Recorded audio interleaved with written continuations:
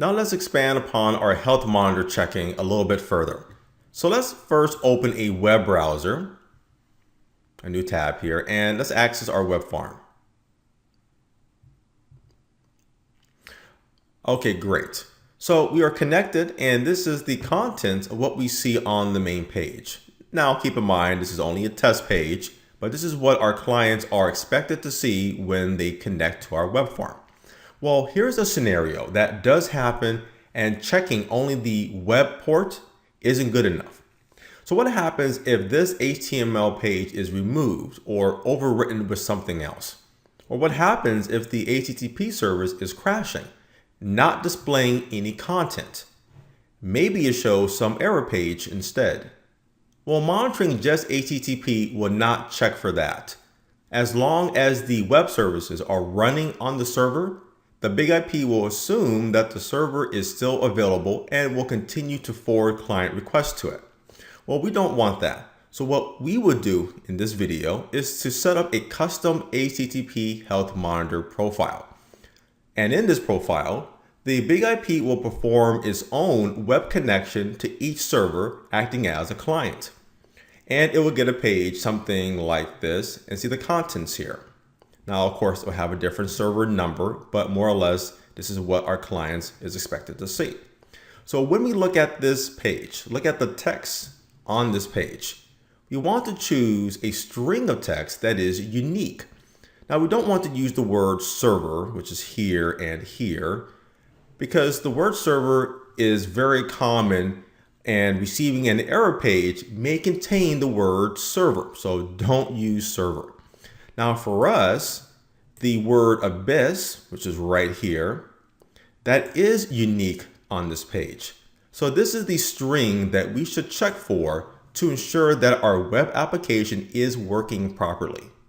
To set up a new health monitor profile, let's go to the monitor page, which is located here under local traffic and monitors.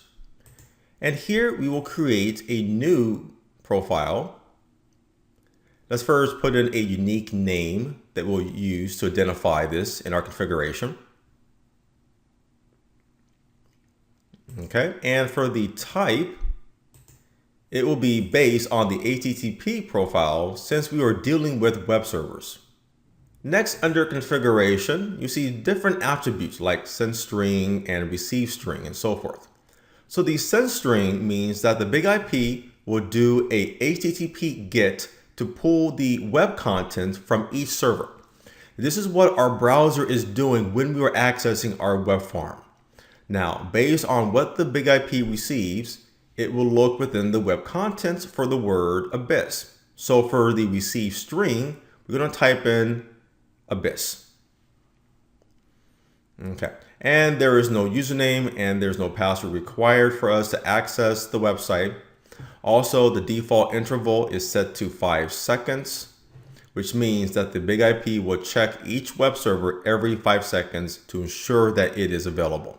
If you want the interval to be longer, you can make those changes here. So we are now finished. So let's go ahead and let's add this new monitor. Let's say finished. Next, we will associate this monitor to the servers in our HTTP pool. Okay, let's go into the configuration. And here under Health Monitor, we will select our custom monitor that we added. And let's go ahead and remove this. We don't need that anymore. And let's update our changes. Now let's confirm if our web servers are still available in our pool. Okay, let's go here. And they are all available and online. Now let's create some problems for one of our web servers. Let's pick on web server 2 since we were there before. And let's go to the root folder. And this root folder contains all the files that loads the web pages that we see. So let's edit the index file. And here we will replace the word abyss. It's going to copy that. We're going to replace this word, and anything that has this word in this file, we want to replace it with like our company name, RHG, Route Hub Group. And let's say a replace all. Okay, so now that means that this file has nothing that contains the word abyss. Everything will basically say RHG for its replacement. So now let's exit out and let's save our changes. Okay, now doing that, when the Big IP checks Web Server 2, it will see that the string of Abyss does not exist in the web content when it connected to it. So as a result, it should put Web Server 2 offline. Let's refresh our page here. And doing that, you will see that Web Server 2 is not available, failing the health monitor check.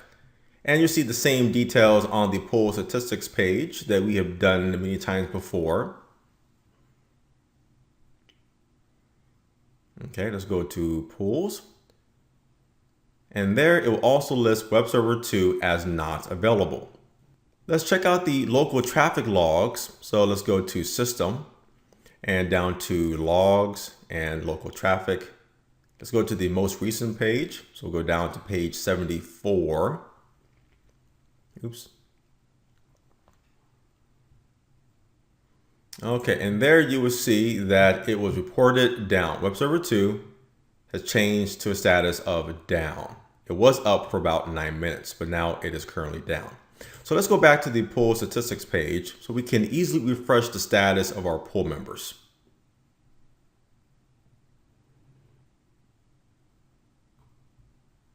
Let's go back to Web Server 2 and let's go back into our index file and let's change the text back to Abyss. So let's go up here to replace and we're replacing RHG and we're replacing it with the word Abyss. Make sure we spell this right.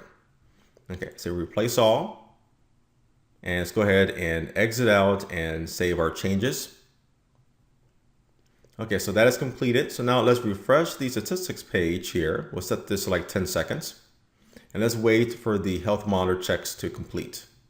After a few seconds, we now see Web Server 2 back online. And that will conclude this video for learning how to use and set up custom monitors. We will be adding another health monitor when we add a new FTP pool and virtual server.